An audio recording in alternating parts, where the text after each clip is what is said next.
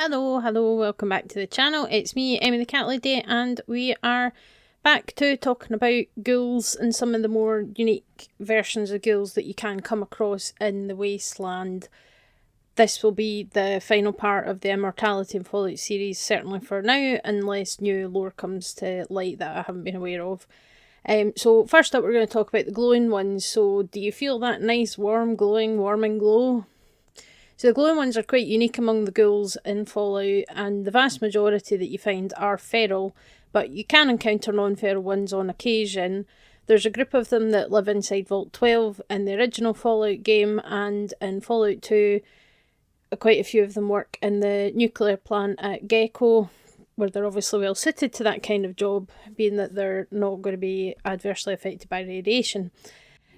Non-feral glowing ones are much rarer outside New California, but they do exist. So Jason Bright, who has the most ironic name ever, and apparently that was his name before he became a glowing one, he leads a group of ghouls who want to leave the planet for the far beyond that he's had visions of, and to escape the discrimination that his kind face in the wasteland from humans. So as we talked about last week, there's a lot of discrimination against the non-feral ghouls from the smooth skins, so it is something that's a bit of a problem, and obviously they're kind of sick of it. So you can help them finish the rockets and launch them in the quest Come Fly With Me at the RepCon test site in Fallout New Vegas. Jason is kind and quite rational for a cult leader, wary of humans, understandably. So when you arrive, he's kind of like, I don't know if you can be trusted or not. But he does express guilt over lying to Chris Haversham, who's the technician that thinks he's a ghoul but isn't a ghoul, so he can't join them on this great journey because he would die in the radioactive place that they're apparently going to. So he's quite an interesting one. The other one that you encounter is Oswald the Outrageous, who is kind of in charge of Kiddie Kingdom at Nuka World. That's a DLC in Fallout 4, and he was a magician before the war and then was blessed with real magic from his transformation. The radioactive burst that can revive the dead ghouls, he discovers this is a thing he can do, so he thinks that it's real magic, which is fair enough, it's not far off really. And he's obviously looking for the cure to what they call the affliction, which is the process of becoming feral. And he's waiting on his girlfriend to hopefully come back with a cure. As we know, that doesn't really happen, unfortunately. So next up, I want to revisit the research entry from Dr. Barrows, who's the doctor at Underworld in Fallout 3, the Ghoul Doctor. So last week we went through all of these. There's 3 sort of research terminal entries that are bugged, so they don't actually show up in the game, but they are available in the game files. So when talking about the brain structure of a luminous necrotic post-human, a glowing one, indicates that the regenerative ability of the neurological systems that affords typical necrotic post-humans their longevity does not extend into the higher reasoning functions of the brain itself. So this is talking about them being feral. And then the distinctive luminescence is the trademark of the glowing one, can be best attributed to an unusual amount of radioactive chemicals that is building up in the bloodstream and muscle tissue. So the systems in the body don't filter these particles out of the blood and tissue and allow them to build up, which is what creates the bioluminescence. So that's what's happening, is the body's not eliminating this radioactive material, and that's what's building up the glow. So we don't really know exactly why, but my best guess is that there's potentially build-up of radium and uranium, either salts of these radioactive metals or isotopes, because radium and uranium have been used to make things glow in the dark. I can refer you back to the story of the Radium Girls. That's something that is worth looking up. It's a really sad but really interesting story.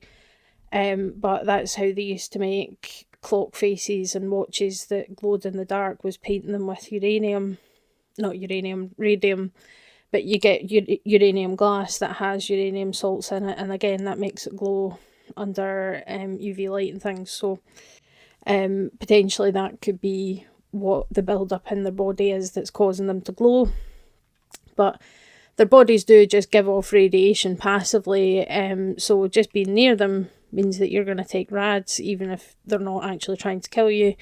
And because of this, they tend to attract other feral ghouls, and they end up becoming like the alpha of a pack of feral ghouls. So often the glowing one will have a bunch of, kind of lower tier feral ghouls following it, because of that. And we saw that with Samuel at Isabella Proud's camp. I'll link the video about Isabella Proud. It's actually one of my best performing videos on the channel, and I think it's really interesting because that whole story is tucked away in a hidden corner that's literally off the edge of the map. But I'll link the video in the description for you if you want to check that out if you've not seen it already. It's a very, very interesting little story there. And then we've got the feral Ghoul Reavers, which are terrifying to encounter in Fallout 3, much less so in the other games. So in Fallout 3, the base game, the glowing ones were the most dangerous form of ghouls until Broken Steel came along, and then that added tougher enemies, including the feral Ghoul Reavers. So these are much, much tougher to kill. They're more armoured, they've got a massive amount of HP, and they can deal an awful lot of damage to you. They even have a ranged attack which involves lobbing radioactive goo at you, and they do have like these greenish fumes off their body. They also appear to be wearing armour. I don't know if the implication is that they're supposed to be like soldiers or the National Guard or something like that got turned into these feral ghouls that are much, much tougher. But yeah, in Fallout 3 they're definitely a cause for concern. They do appear in Fallout New Vegas, quite rare. There's only really a couple of places where you'll sort of likely encounter them. But they're not quite as dangerous in Fallout New Vegas. They don't throw the goo at you anymore, and they're a wee bit easier to deal with. So they're not so bad, but they're quite rare in Fallout New Vegas.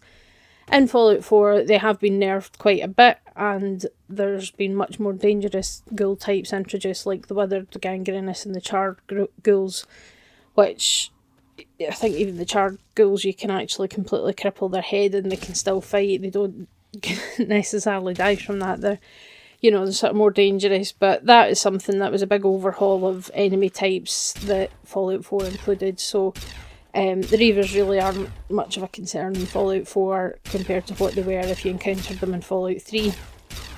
But it's still very interesting. And then we've got the Marked Men, which are newer ghouls. So these aren't ghouls that were created when the Great War happened in 2077. These are much more recently created, and they come from both the NCR and the Legion armies, but they have united and they're now all on the same team. So what happened was when the courier brought the package from Navarro that set off the underground nuclear warheads in the Divide, these soldiers that were there became ghoulified, but all the explosions kicked off these really powerful windstorms that basically flayed them alive. So if you don't know what flayed means, that means removing the skin generally while the living thing is still alive. So pretty horrendous really, and this does mean that these ghouls are in excruciating pain constantly. So they look like ghouls, they've lost their nose and all the rest of it, but they've also lost all their skin, so you can see all their muscles, you can see all that musculature. That's why they're bright red in colour as well, because there's no skin, so all you're seeing is the musculature. And they're not feral like the actual feral ghouls that we encounter. They're not actually feral, but they are aggressive and hostile to anything that isn't them, and sometimes they do even fight amongst themselves. They wear armour, and you can sometimes tell from their armour what side they originally came from. That, some of them still wear NCR trooper armour, some of them still wear Legion stuff, but they also have attached like car licence plates and road signs and things to their armour in some cases, so it's kind of interesting. They also do carry powerful weapons, so they do, depending on what level you go to Lonesome Road, they can actually have some pretty high level guns and things. And radiation heals them, so if you're fighting them in an area that's quite radioactive, it can be harder to kill them because they regenerate the health so quickly. and they do tend to congregate around radioactive places, so like the nuclear warheads dotted about the device landscape. Oftentimes you will find a group of these guys hanging around near there because the radiation helps them.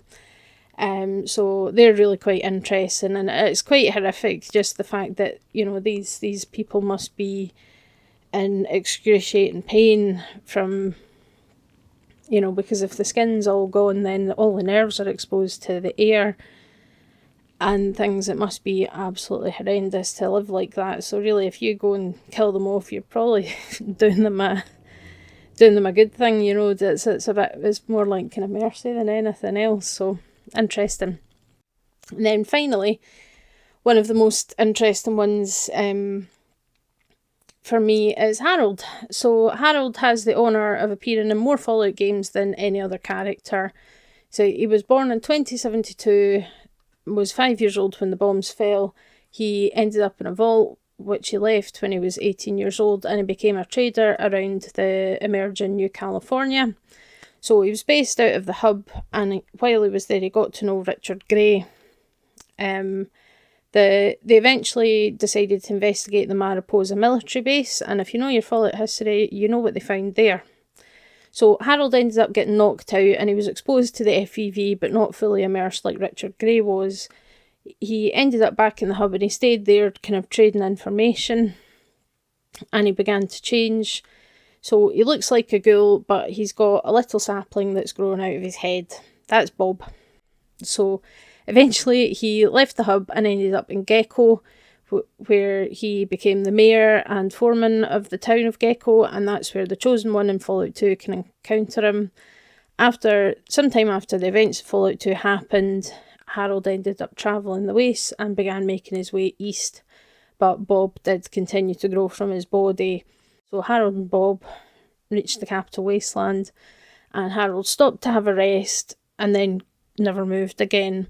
Bob continued to grow and pinned Harold to the ground. So if you look at the design of him, it's like he's crouching on one knee with one hand on the ground, and he's literally stuck in that position and rooted to the spot. And Bob started kind of rearranging Harold's vital organs in between his root system, so his heart is actually down in the roots of the tree. Harold's design is really, really good. You know, it looks horrific, but I just think everything he looks like he was in the earlier Fallouts as well. His face is still quite similar to that design, but the shape that they've created, the tree, so it looks like a person, but also looks like a lot like a tree. I think it's really, really, really good. And if you do the horrible thing and set him on fire, which don't do that, that's evil, but if you do, then the design afterwards is, you know, where they've turned Harold into a skeleton tree. The art design is fantastic for that. I really, really like it. I think it works really, really well. But Harold could still talk as a tree, and a small kind of cult grew up around Harold and around the place because trees and plants started growing in that area, which is why it's called Oasis, because everywhere else in the wasteland all the trees are burnt and dead. So we've got the tree minders, but they didn't really listen to what Harold was saying, other than the small child that lived there, but they did care for him. Unfortunately though, Harold is ready to call it quits. He is miserable in this existence. He doesn't like the idea of continuing to grow and spread seeds and things because it's uncomfortable for him, but he's stuck and can't do anything for himself, so he's relying on someone to come along and actually help him out. And it is a difficult question because while Harold wants to die and is suffering in the situation he's in, if you were to instead do what one of the tree minders wants and boost his growth, that could provide a lot of benefit for the wasteland as a whole by bringing plant life back, which could help with food supplies and just getting the world back on track. But it means leaving Harold to suffer forever, so it's also a pretty kind of cruel one. So that's kind of all the ways we know of that could let you live forever, although being a tree doesn't sound like it's actually going to be that much fun. it's kind of similar to John Caleb Bradburton's position, except at least Harold has people to talk to. But still, being stuck in one place and not able to move or do anything just doesn't sound like a good time, really. So, you know, it's one of these things. So we do encounter a lot of people that have lived far beyond the normal human lifespan, and there are quite a few of them that aren't really having a good time. So is immortality overrated?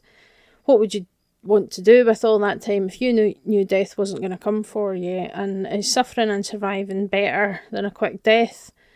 Let me know your thoughts in the comments. Everybody will have different opinions and viewpoints on that kind of thing, so I think that's going to be really interesting. So absolutely let me know in the comments. And as I said, this is the last episode of the Immortality and Fallout series, at least for now, unless new lore comes to light or something different comes from, you know, the next kind of instalment of whatever we get for Fallout coming forward, probably season 2 of the TV show. And next week in the Science of Fallout slot, we are going to get into FEV, the Forced Evolutionary Virus, its history, and the super mutants that we come across in the various regions of the wasteland, the differences between them, who's creating them, why are they creating them, all that kind of stuff. So it's quite a big topic, because each location is different for where the super mutants are coming from, what the super mutants are like. So I can't wait to get into all that with you. I hope you'll come back for that. Don't forget to subscribe, and I'll see you next time. Bye.